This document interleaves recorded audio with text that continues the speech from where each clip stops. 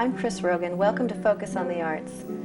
If you've been watching this show over the last year and a half, you've recognized that sometimes we talk about events, sometimes we talk about people involved with those events and things going on in the community. And then every now and then I have an opportunity to talk to someone, in this case Joe Longstreth, who has had a tremendous effect on the positive side artistically in a community. And since this program is about the arts, there is no one I would rather talk to than Joe Longstreth. Let me give you a little history. When the concept of the idea for this program came to me through David Fulton at IU East, that I should direct and host it and produce it and all those things I wasn't sure I could do, Joe was the first person I came to. Joe had a history of radio and TV in the Dayton and Cincinnati area, and Joe and I have been friends for a long time. And I trusted his instincts about whether this was a good idea or not. And he said, well, try it, because he's the type of person that goes for things. And so am I. So I gave it a try, and we're still on the air, and I begged and pleaded that he should be one of my guests at some point, and he said I'd love to. And here you are. Thank you. I don't think I said I'd love to at all. Well, you did say no. I said I would. You said no in the beginning, though. Yes. Did I say no at the beginning? You did say no in the beginning. Well, right away we're established my memory isn't like that you good. weren't sure you were interesting enough. I've never found myself very interesting. I find other people interesting. I find ideas interesting. I find some things interesting, but I don't find myself interesting. Well, you don't give yourself enough credit. You were one of the people, if not maybe one of the most influential people when I moved here. In 1981, my husband introduced, he was my husband at the time, Pat introduced me to you and said, if you have any questions about this search you think you have in your life, you need to talk to Joe. And I remember sitting at the farm and talking to you about this pond, this fish in the pond. Richmond is not my home. And yet I felt some feeling about it that felt right. And you were, do you remember what you told me?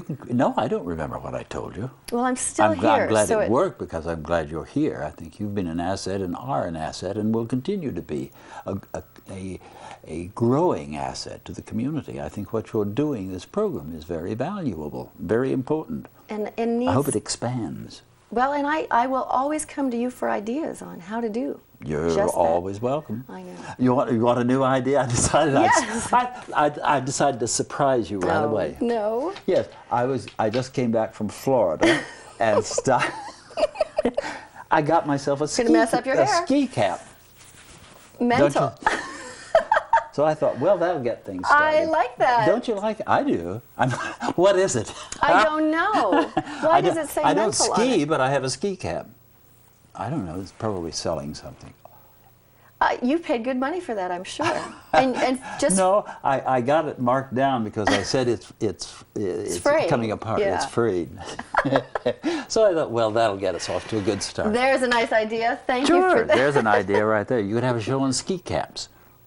That's true. You know, I've had shows that have been outside of the arena of the arts, and people have said, gee.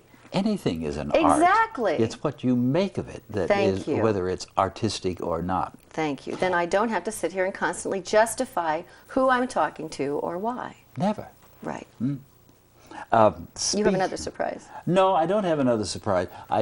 Something did turn up, and this is the truth, accidentally. I've been doing some cleaning out, and I came across some things, two things, which were old papers of mine that I did my first year at college. One was Plato and the Theory of Art. This was written in 1938. And here's another, The Play Theory of Art. And my professor said, a good discussion, though it is more abstract than I had intended, since you do not follow the suggestions of introducing your own experience of play and art as a touchstone of theory. Isn't that your life, though? What? Life in abstract. I mean, sure. Did you ever really play by the rules? I've never cared what the rules were. I mean, that's and what if I I found them out, I'd probably want to break them. No. No, we have to have rules to live by, to have an orderly society. We must have. And rules mean being aware of other people, being kind to other people, being thoughtful, and being considerate, thinking about things. not reacting. Most people react automatically to almost everything that is said or done. I prefer to think about it. Yeah, yeah. And you're such an individual. Not that I always do, don't misunderstand me. One of the quotes in this article that I have found on you said, I was the odd dog. People tried to hold me back. They told me I was odd, that I didn't know what I was doing, that I was a dreamer, but I knew. I was searching, and I'm still searching, and shall continue to search. I'm not most people, and I don't want to be. Who wrote that? You and wrote when? that. That's What? a quote. Who That's wrote a quote from No, you. but who, what's the article? Bill Engel did this article on you. In fact, do you Oh, really? know today is December 4th, and tomorrow will mark the 4 years since you performed for the last time. Really? So this was the article that was written for that farewell I did perform for the performance. last time because I don't think there's anything worse than old people who don't know when to quit. I really do. I think that it's very important that we realize our own inabilities, and having had a stroke, I lost my hearing in the left ear. I don't hear, so if I go this way, so I can't hear to tune properly. And I remember a couple of, Mildred Dilling, I remember her playing, and she was out of tune. And it was unforgivable. tragic. Yes, it was tragic. Everyone in the audience felt very sorry for her, but she didn't know. She should have known. Yeah, kind of like Beethoven conducting when he couldn't hear any longer. That's different. Yeah. Conducting is different, I think. He felt, and he was Beethoven. Yes, he was Beethoven. He's talking about My name's Longstreth. He's talking about the harp. If you don't know Joe Longstreth and your history with the harp, do you miss it? It's not here anymore. It's so... No, I don't miss it. My good harp is in Japan. My other harp is in the Waldorf Astoria in New York, being used during the cocktail hour and tea hour. Yeah, but no, I don't miss them because I concentrate on today. Mm-hmm. And you're busy. Busy. I can't believe how few hours there are in the day, especially now that I am relatively computer oriented. I'm proud of you for computer. that. Love the computer. You know, there must be people in your generation who think it's too late. There's people like me who am afraid that maybe I can't learn it. And you bought one about a year ago. Fear is just false evidence that appears real. It's one of my favorite little aphorisms. You have another one about mediocrity. Tell us that one. Oh, that, yes. I love that one. You've caught me off guard. Oscar Wilde said that conformity is the mark of mediocrity. Right. Now, we spend so much time as a nation, as a society, attempting to conform. We have to have the proper shoes, the proper clothes, this, that, or the other. So you are striving to be mediocre? Like some goal. Can you imagine spending a lifetime hoping that you'll be mediocre? Well, and I think when you wondered why I asked you to do this. Yes, I still wonder. It's You'll not... probably wonder more when it's finished. Go ahead. It's not so much... Well, I would like to address the timelines in your life. It's not so much about your artistic contribution as much as your positive attitude. I teach classes at IU East, and oftentimes I get off the subject a little bit and get kind of on my platform about self-esteem and not conforming and all of those things that I think I really learned at your knee. You know that it's okay if you're your own person. Yes, I don't think one should work not to conform. It is something, however, from inside yourself, you must decide that it isn't important to conform. What is important is to discover who and what you are and live honestly by your own rules. And to be the best. To be the best that you can. Strive not for perfection, because I don't believe there's any possibility of reaching it. And I'm not sure that it would be very pleasant if we did. But, well, you won't have any goals after that. You know, it's like as a performer. Oh, yes, you would. If you perfected something, then you go to something else. Something. And you've done that a lot. You've done that a lot. I was kind of surprised in reading this history that the harp duo touring thing with Columbia Records didn't happen until you were 44.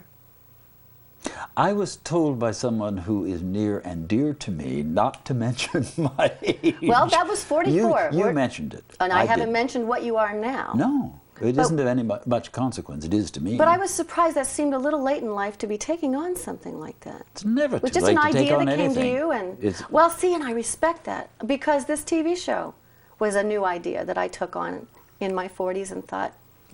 Are you 40? I'm 41. You don't look it. Awful. I shall always think of you as 28 and. I won't tell you what else I think.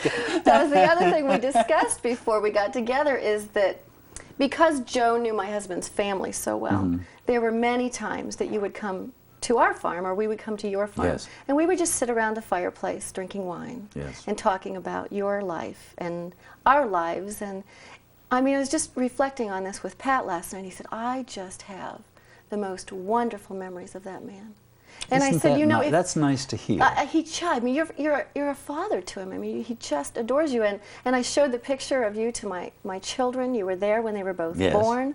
Who is this? I remember holding them You the day did. they were born. This Yes. is Uncle Joe. They refer to you as Uncle Joe, and you always get them creative toys, and I'm never surprised by that. You don't ever follow the mainstream, and I love you for the man you are and the influence I'm not you've sure had. I really know what the mainstream is. Define it for me. I don't know either, because the more I have known you and the more I have tried to be myself, the less I can recognize what the mainstream is and what it ought to be, and the less I care. Something else. I focus on the arts, but when did you last look up or define art? And I know, but I'll tell you, because of reading All your right. articles last night, I had to look up the word paucity. There's a word I didn't know. Well, They were then you- describing why there weren't enough duo harp pieces.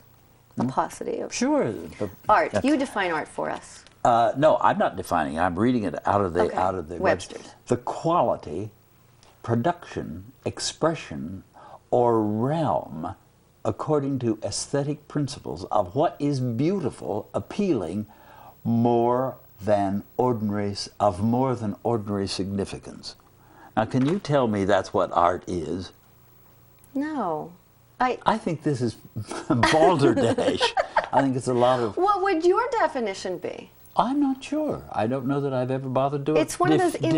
intangible things. Define. I don't think it's important to know what it is. It's important to know it when you recognize. right. It's like the Supreme Court judge who said he didn't know what pornography was. He couldn't define it, but he knew it when he saw it. And I'm not sure that's true. That would only be true for him. Yeah. So It's something subjective. I would say would be artistic or would be art would be all right for me, but it wouldn't necessarily And that's apply to okay. anybody else. That's sure, why it's okay. I know we're going to go around your room here. That's why when you look at what's on the walls, and this happens at IU East all the time because our art department is so expansive, what offends one person or appeals to one person doesn't mean it's any less art or any more art. It's the individual and the interpretation. And that's what's nice about this program, is I can pick and choose what affects me, what I feel is important artistically. It's very difficult to know. I don't believe I could say that any of the so-called arts, any one so-called art is any more important in my life or to me Yeah, you really than are. any other. They're all intermingled. They're all intertwined. It's like, what's more important, the beating of your heart or the expansion Yeah. of your lungs? You have to have it all. You have to have it all. Did And you they are- always know that? Oh, I don't know what I've always known. Did you grow up in a household full of music and art and literature? And We had music, we had art. I don't know that it was full of it. I know that we had standards, and I'm very grateful for those standards. We were sent away from the table. My grandparents and parents would be appalled if they turned the television set on today. We were sent away from the table for saying darn. Oh, you didn't say that at all. And at my grandparents' home, we were sent away if we smiled or laughed too much, although they had a sense of humor, but you had to have it in the right etiquette. place. It was just. So you learned that there were limits, Yeah. and you learned that there are standards, and there are things you do, and there are things you don't But do. you know, Rules and regulations. Yeah, and that's such a difficult thing to define even nowadays as a parent. You know, it's so different, and yet should it be? We need to give our children those parameters and say, here are the boundaries. While I would love for you to be the creative and free spirit that you want to be, to save you and to help you know what these boundaries are, you need to set limits for them. And kids these days... You know my niece and nephew. Yes. Well, Rick, because they live in California. Their daughters are now early teenagers, beautiful, beautiful children, beautiful girls. And he was concerned about the pornography on the internet. So I made a suggestion, of course. He wanted to know what his old bachelor uncle would think. And it seemed to me that the best thing to do would be to get the girls together, sit down on the sofa, turn it on, and say, this is what it is. And this is why we don't care for it. This is why it is not a positive thing for you to... But you must know about it. Yeah, yeah. Otherwise, the curiosity they are continues. going to find it. Right. They're going to be shown it, and then they titter behind fans. Right, I guess right. they don't use fans anymore, but Titter behind but fans. it's a nice idea. They're going to know. So we're better to learn than at home. And you can't at the be knees of your parents. Exactly. You can't be the parent who says we can't talk about that. It's just wrong. No. That's all there is to it. It's just wrong. There is no... My curiosity would be piqued by that kind of a statement. It'd be like a wet paint sign to me. I've been through that. I went right out and found out. Yes. It wasn't at all wrong. You've had a varied life. You had some time. Were you a fighter pilot? I knew you were a training pilot. Were you actually in? No, I flew fighters, and I taught aerial gunnery and aerobatics, as we called them then. And then I transferred the last year of the war. I wanted to get into things. I was too tall for fighters. In a P-39, for example, I had to scoot down to close the canopy, and the same for 38. So I wanted to get into combat, so I went through... Did you? Yes. I went through four-engine transition in B-17s, then I went through B-29s. I had a squadron of B-29s. I was a major at the time. And we were ready to go to the Far East, and the war ended. I really had a very good war. I didn't have a good war. Well, I had a good war, yes. But think of the people you affected. You were known as the pilot who plays the piano. You must have been so I did different. the Rhapsody in Blue with the San Antonio, or no, with the Air Force's band. That must have been so unusual at that time. Well, it was a little unusual. Was that when you met Mamie Eisenhower? Tell us about I used to play bridge playing with bridge Mamie. with Mamie Well, Eisenhower. the commanding officer of As the if post at Eagle Pass was a very good friend of the Eisenhowers. They were, and so he and his wife would have Mamie down almost every weekend. It was not that far from San Antonio. And they needed an extra bridge, and I was the ranking bachelor officer. They couldn't ask. You had to be a bachelor? Well, I was free. They didn't have to ask the man and the woman. So they asked me, and I was her bridge partner. What was she like? Well, there are some things that are off limits, and that's one I think it'd be just as well off if I said nothing. She's dead. Yes, she is. Lots of people that you have known and loved in your life have passed. Are dead, yes. Before you. Is that sad? Is that... No, that's life, isn't it? How it goes? Nobody's going to live forever. The thought is appalling. I was going to say, you've been close to that yourself. Didn't they lose you a couple times? Yes. Speaking of which, before you prepared for this concert, this farewell concert that you did 4 years ago, you were under the knife with back surgery. Oh, I've had about that. 13 or 14 back surgeries, and they lost you on the table, didn't they? I beg pardon? Did they lose you on the table? A couple of times, but obviously not completely. Yeah, you're back. I'm back. And then the last result of that was this past year. I was in November and December last year, and for experimental surgery to determine whether or not I was a valid candidate for the pump. Then I got spinal meningitis, and yes, you did. Then I was back in February and March, and they put in the pump. I have a pump. I have a catheter that goes into the spinal fluid. It's called an intrathecal catheter. And then I have morphine. I'm a legalized drug addict. Oh, good. I have good. No wonder you look so great. Sure, I'm high. No wonder you're so happy.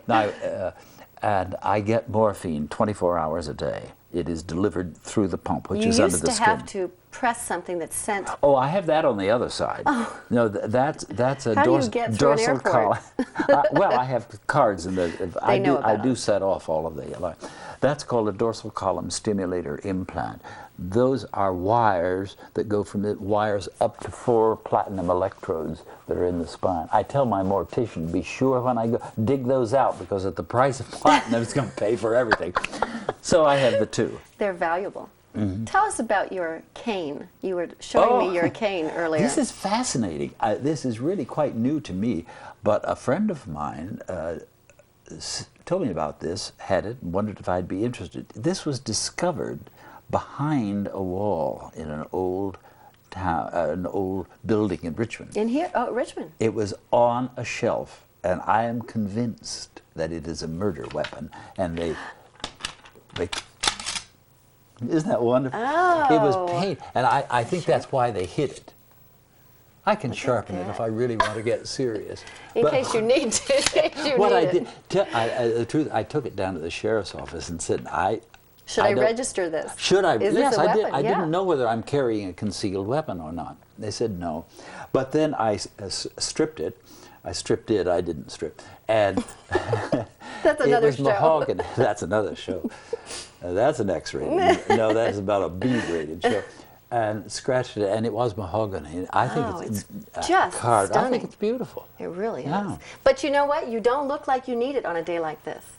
When I asked you about this interview a couple I'm of sitting months down. ago, How could you I tell know, I'm I know, eating but cane you when know, you fluctuate health-wise between really good and your next life. You know.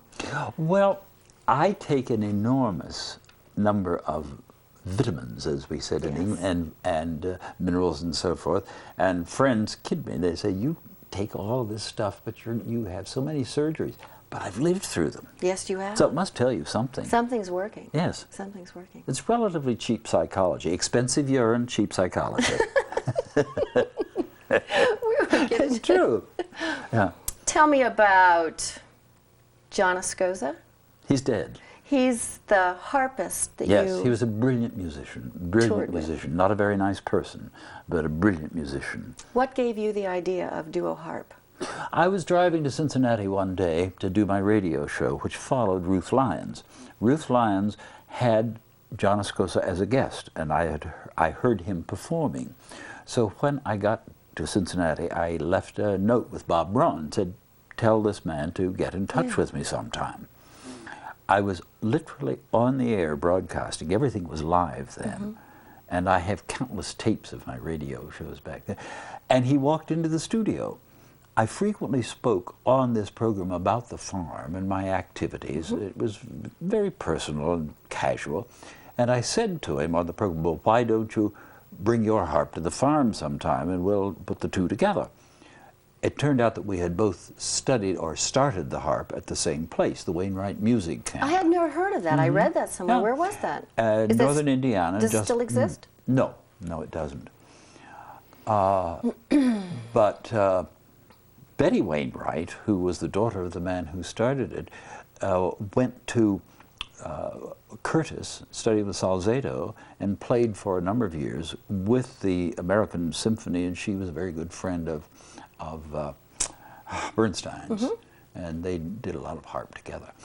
That's quite beside the point. He changed her name, by the way, to Lynn, because Salzedo believed in numerology, and he loved women. He didn't like men at all, but he changed all of their names. Every woman had to have her name changed to a 5-letter name.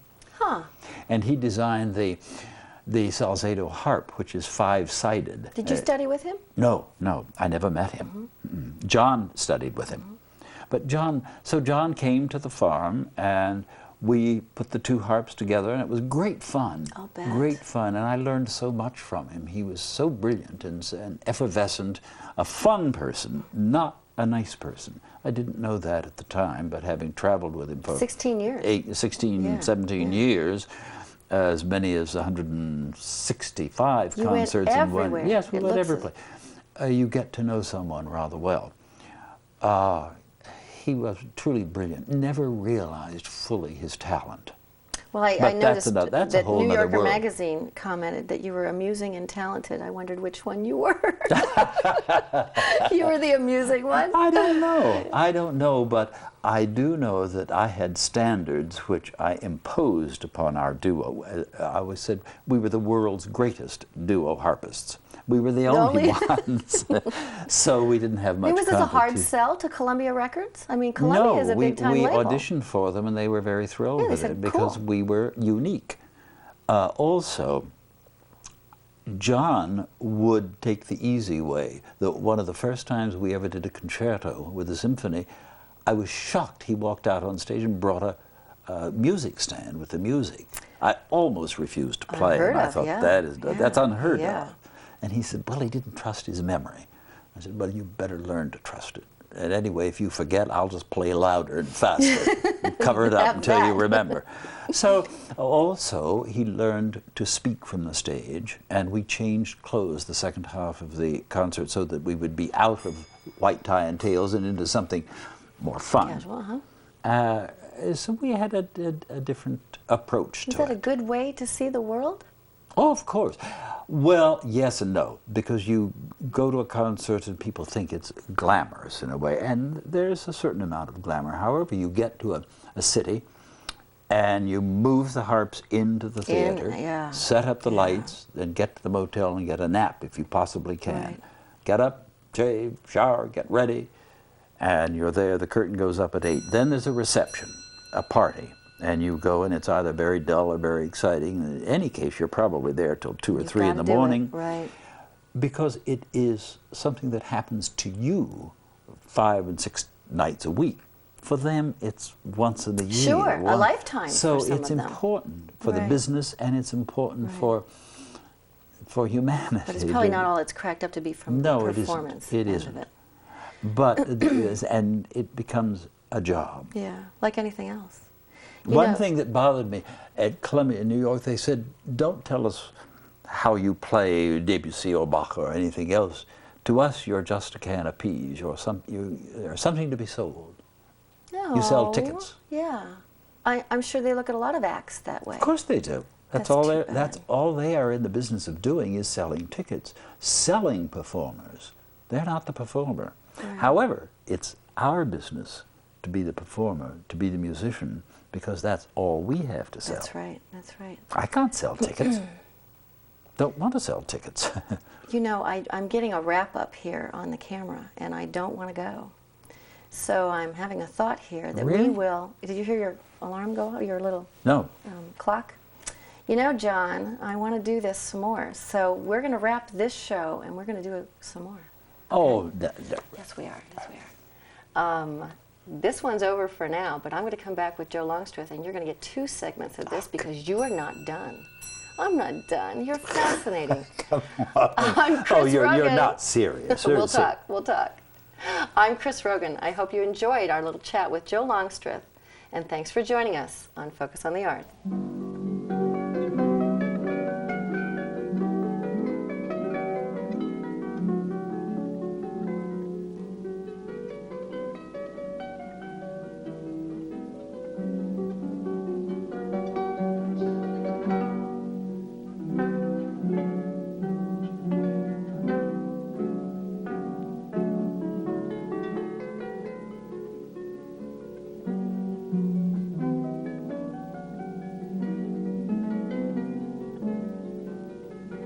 Chris Rogan would welcome your comments, suggestions, and opinions about Focus on the Arts. Please call her at 973-8595, voicemail box number 814. Chris Rogan's wardrobe supplied by The Secret Ingredient.